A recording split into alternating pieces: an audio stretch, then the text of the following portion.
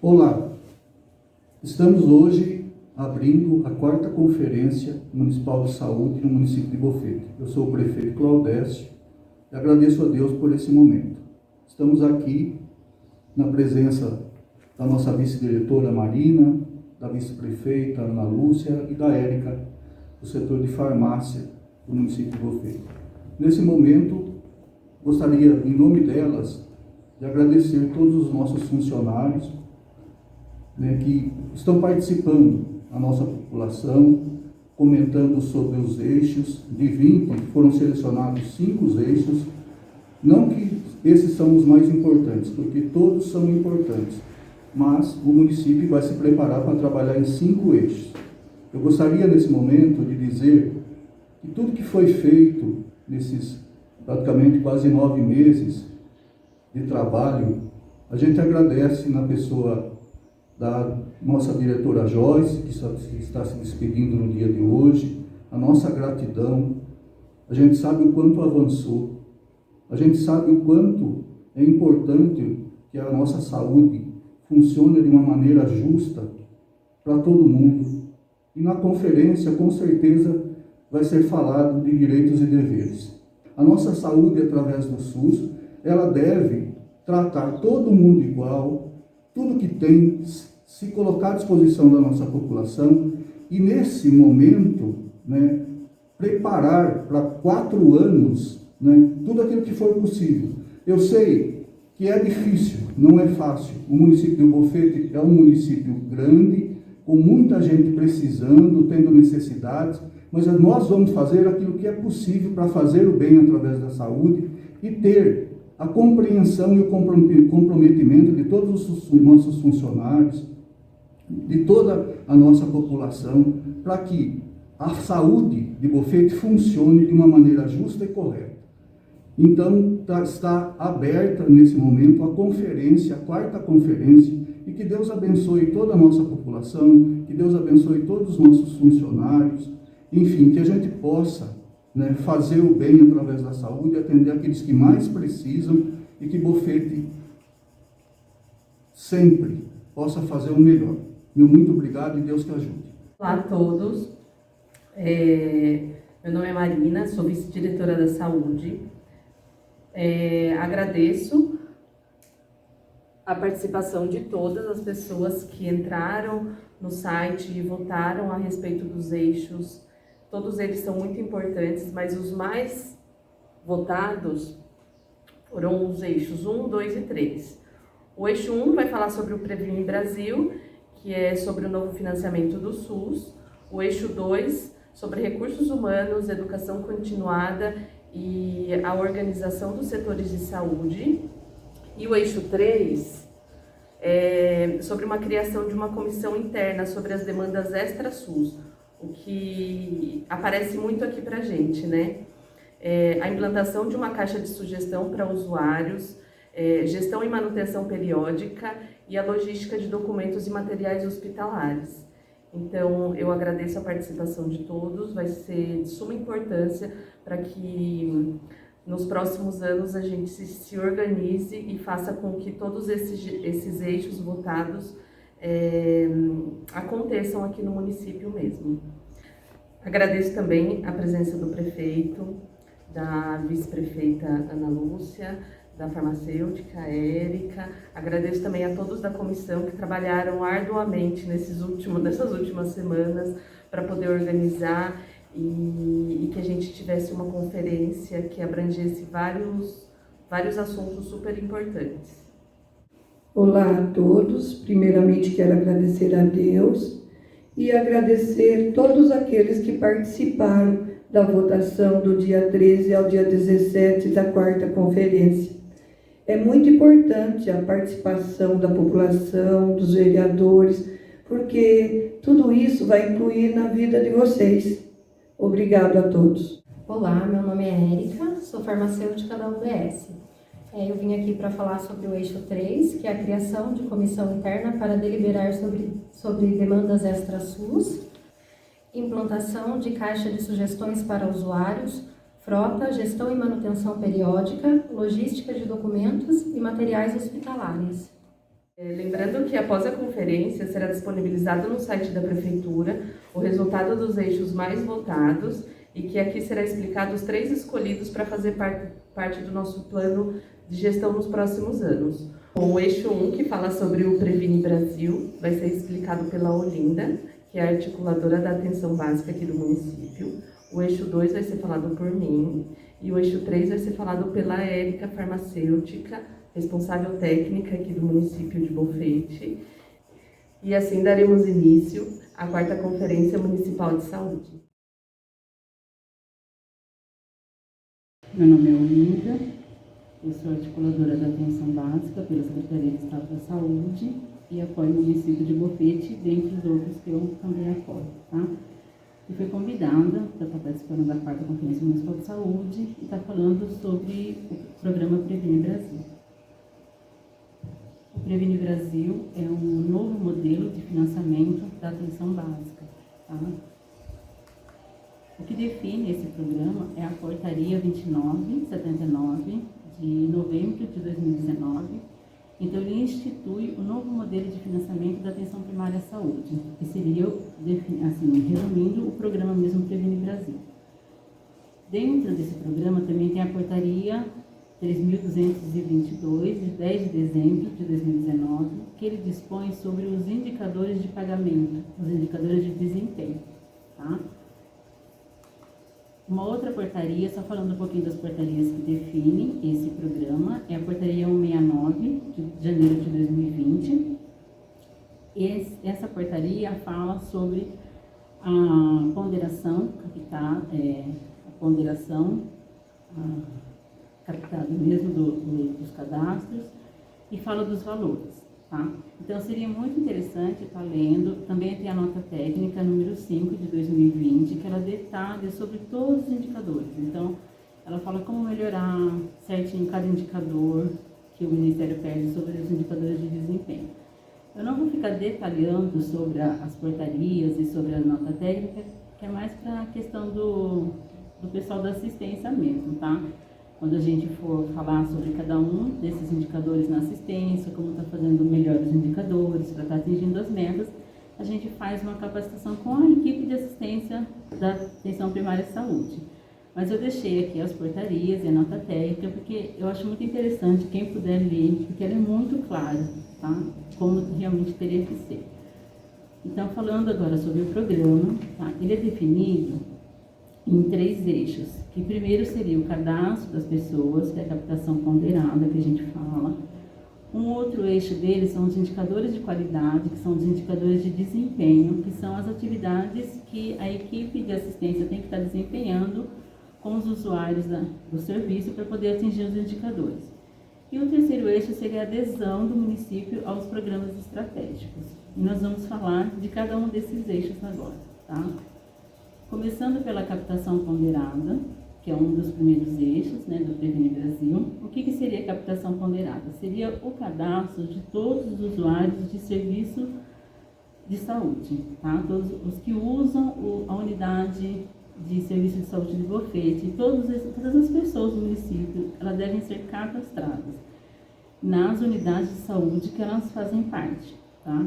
Então, assim, é um cadastro bem elaborado, é um cadastro feito certinho, não é algumas informações, tá? Ele tem que ser bem elaborado, porque o cadastro também serve para que a equipe de saúde depois olhe esse cadastro, veja as condições de saúde, né, daquela pessoa, o que aquela pessoa exige, para que a equipe elabore um plano de ação em cima daquelas informações do cadastro.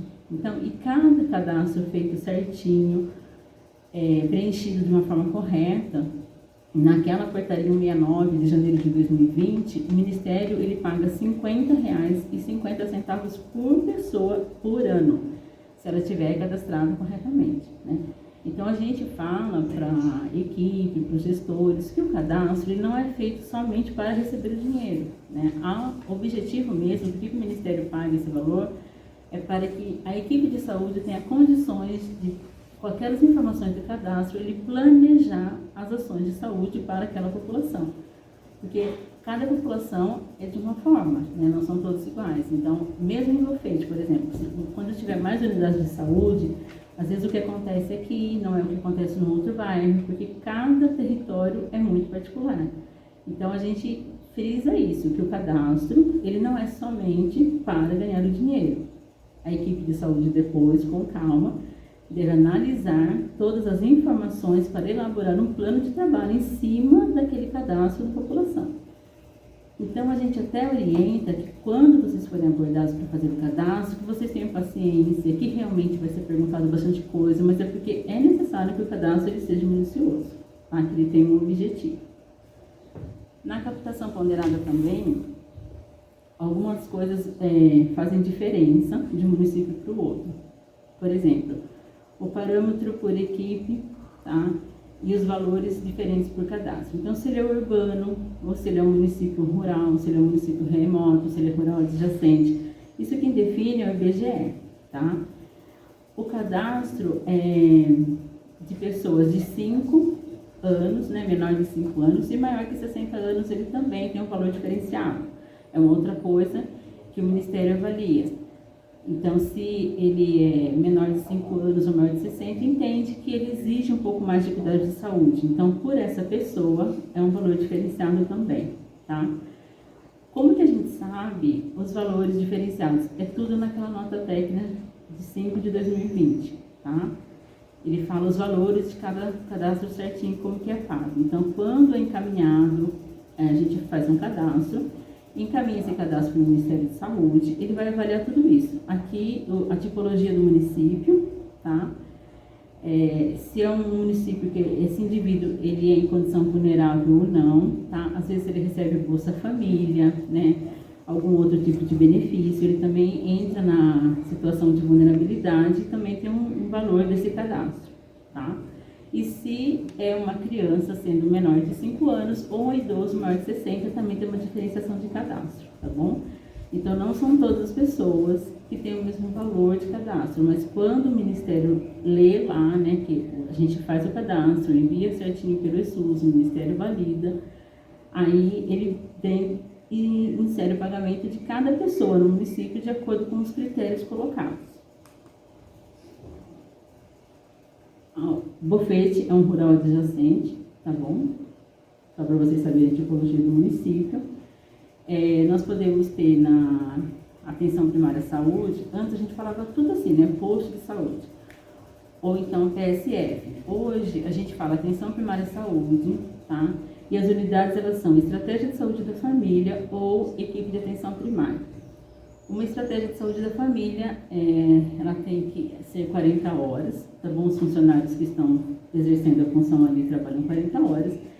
E por ser um rural, o município ter a tipologia de um rural adjacente, que isso que determina o IBGE, essa unidade, sendo uma estratégia de saúde de família, ela atende até 2.750 pessoas, tá?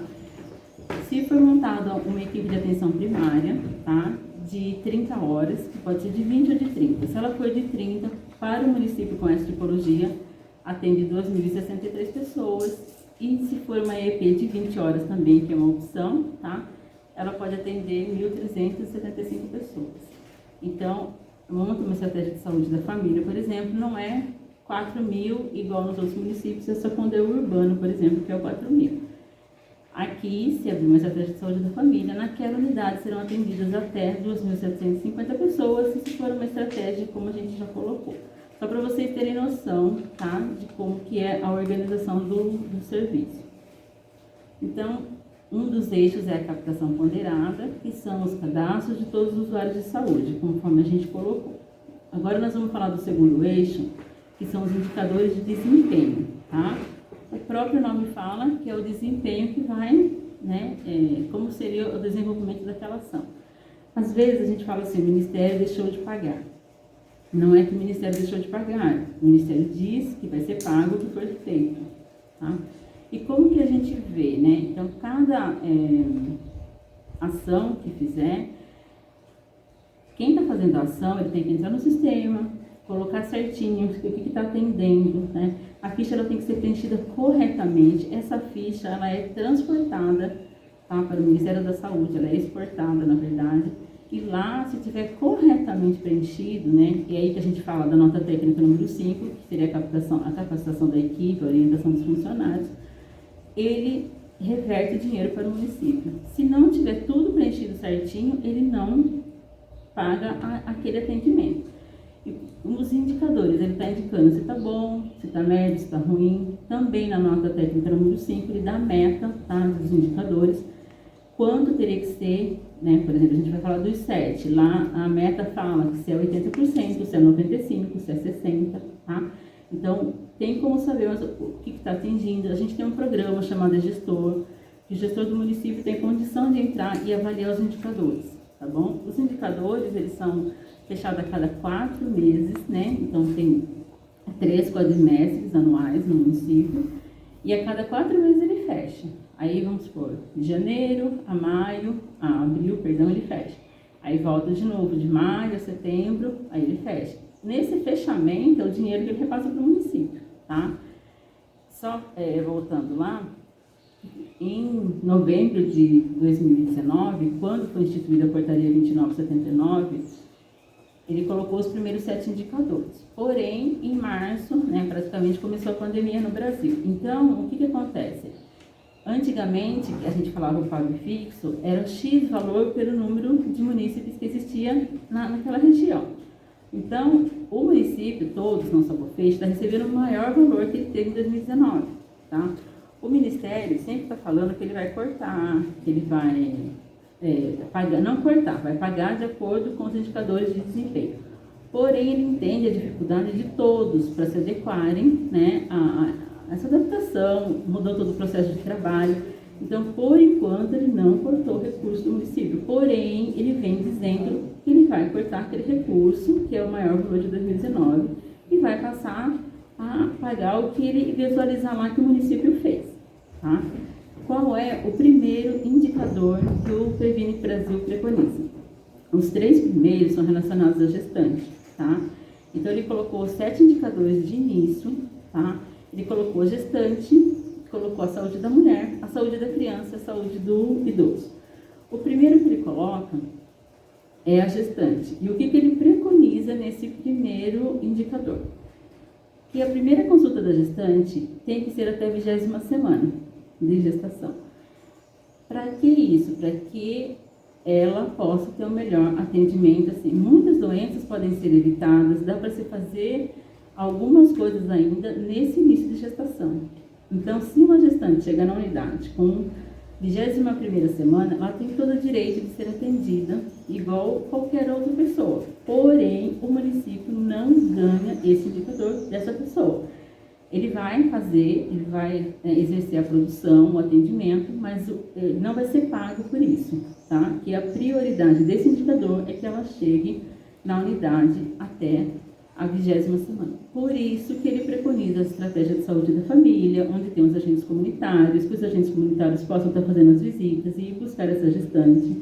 Porque se a gente deixar só que ela apareça na antiga, por exemplo, UBS, às vezes ela vai lá com 6 meses de gestação, né? Então, a prioridade seria que fosse atrás dessa gestante, tá?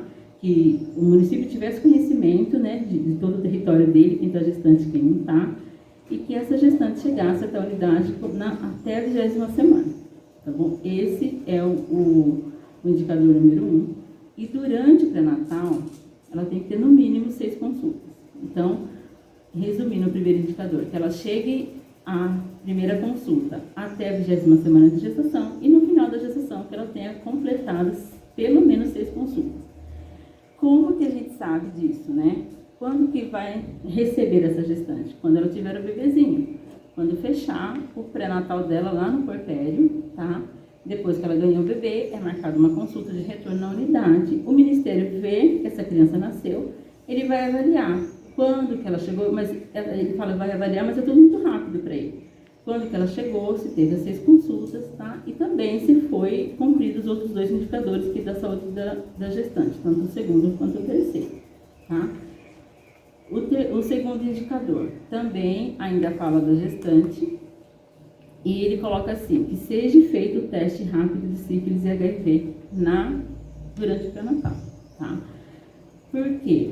Assim, graças a Deus, uma criança hoje, ela pode nascer de uma mãe portadora de HIV, porém ela não necessariamente precisa ter o HIV.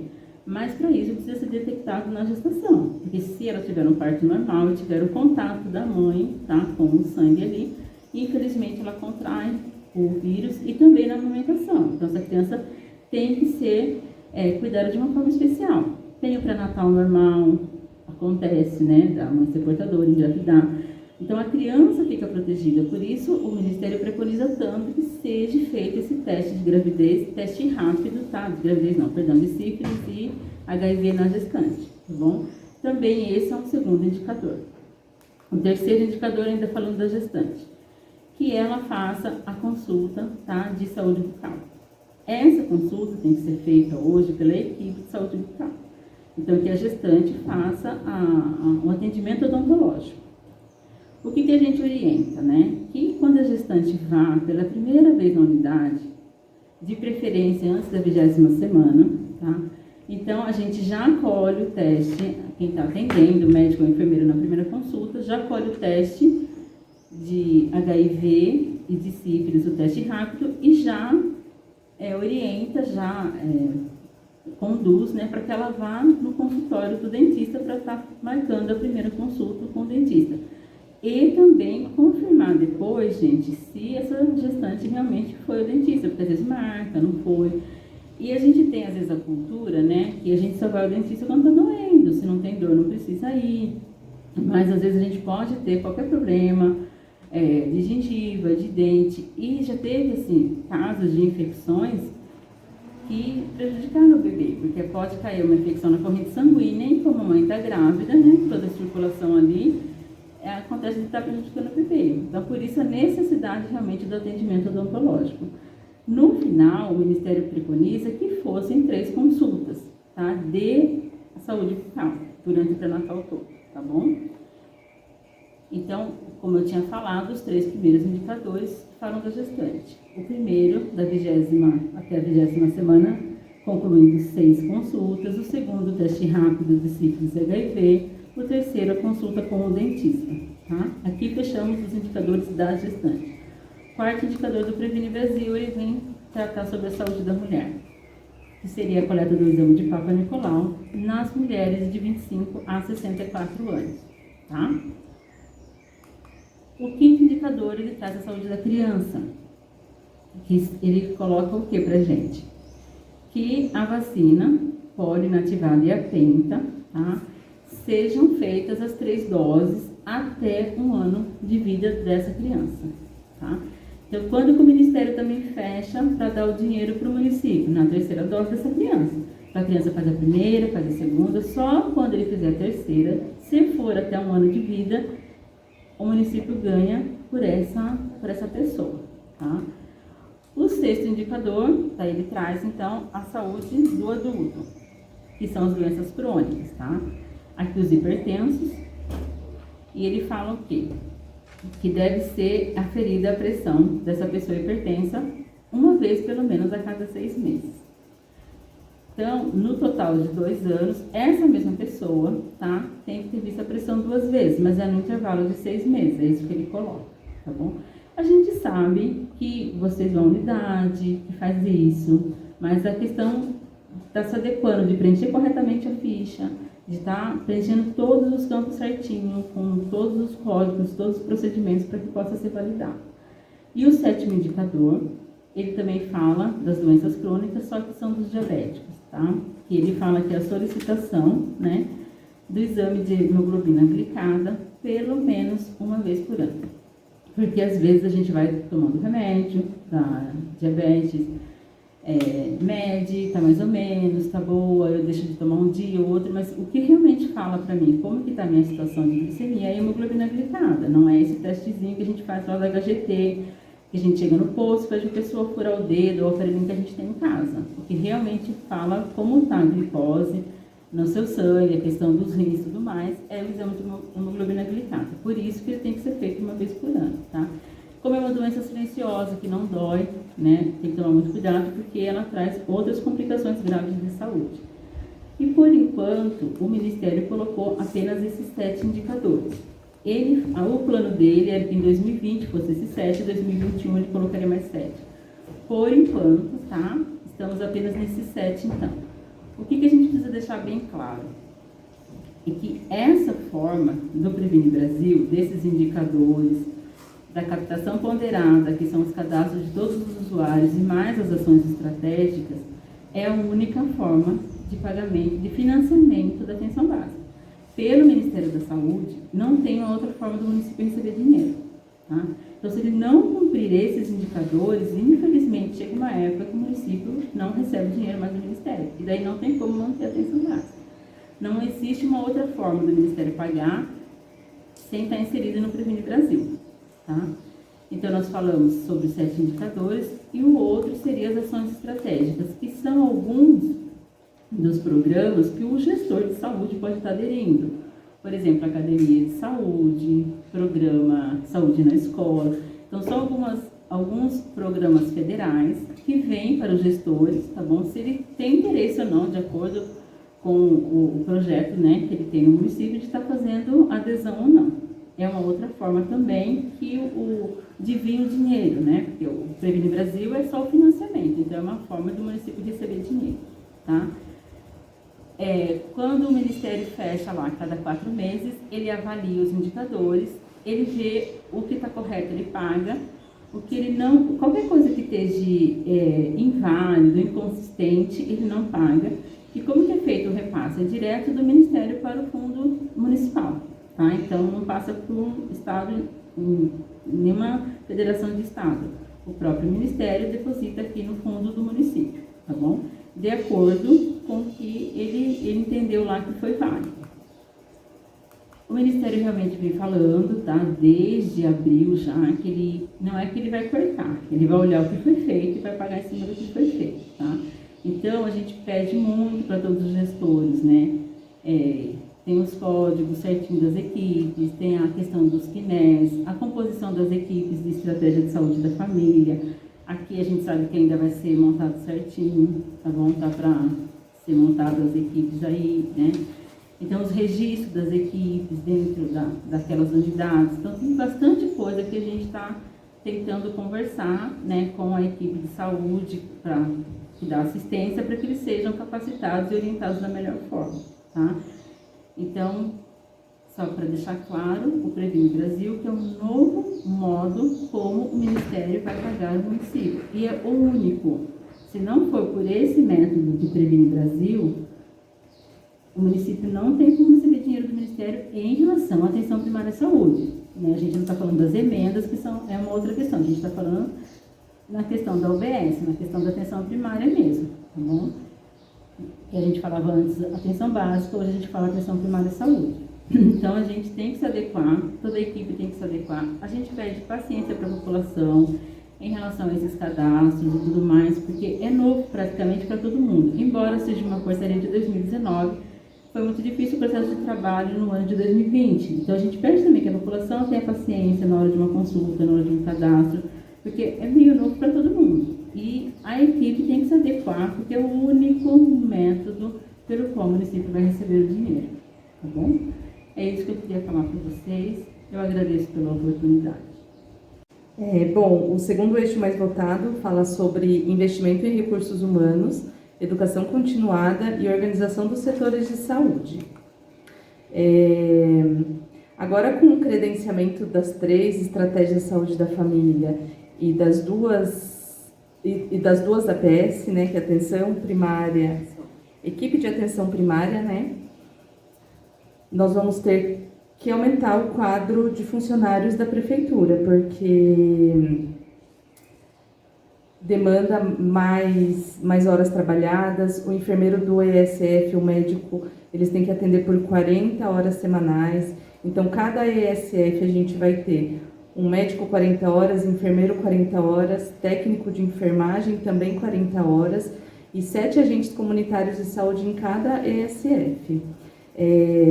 As 2 APS que foram credenciadas também são por 30 horas, mas a gente vai ter que ter médico 30 horas, enfermeiro também 40 horas, técnico 40 horas. Essas 2 APS, elas são do São Roque Novo e do São Roque Velho, né? E as 3 ESFs que foram credenciadas são Baronesa, Alpes da Castelo e o postinho ali do CDHU. Com relação aos novos funcionários, nós vamos ter uma capacitação para todos os funcionários, assim como a educação continuada, que é uma constante qualificação profissional, é uma ferramenta de aperfeiçoamento para o atendimento dos pacientes, favorece também o desenvolvimento do funcionário e melhorando assim sua produtividade. Como, por exemplo, para a enfermagem, né, curso de práticas em curativos, a questão da vacinação, então curso de rede de frio, sala de vacina, passagens de sonda enteral, vesical, gástrica. E agora, com relação à organização dos setores de saúde, hoje a nossa EAP aqui do centro, né, a Bruno Novaes, ela tá parada para poder fazer todo o atendimento de síndrome respiratória, né? O postinho do CDHU está todo centralizado, os atendimentos, então o postinho do CDHU hoje atende clínico geral, ginecologista, urologista, oftalmo, e os funcionários como um todo precisam entender as demandas da saúde e encaminhar o paciente da maneira correta.